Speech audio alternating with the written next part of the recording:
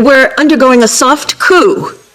And the idea is to create a whole new set of laws and ignore the existing human rights laws and other laws under the pretext of pandemic preparedness and the biosecurity agenda. The WHO is developing through all its nations, but with the WHO Directorate in the United States in charge, a pandemic treaty and amendments to the existing international health regulations that will remove the human rights protections currently embedded in the IHRs, will enforce surveillance, censorship, get rid of freedom of speech, require governments to censor and only push a single narrative.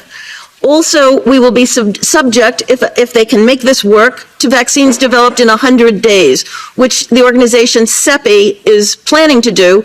And one of the people who founded CEPI was Jeremy Farrar, who is now the chief scientist at the WHO, to bring this forward.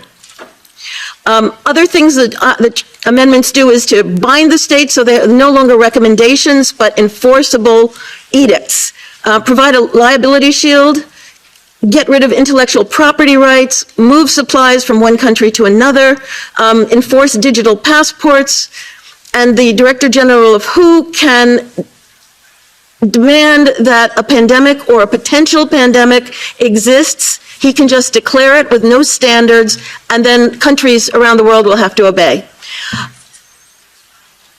Also, the WHO will tell you what drugs you can and can't use in your nation once a pandemic is declared. Obviously, the budget will increase. One Health is another part of this.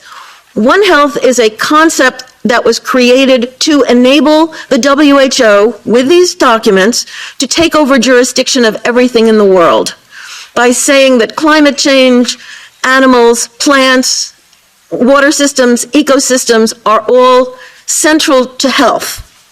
Also embedded in this concept is a peculiar notion that humans are no longer of greater value than animals.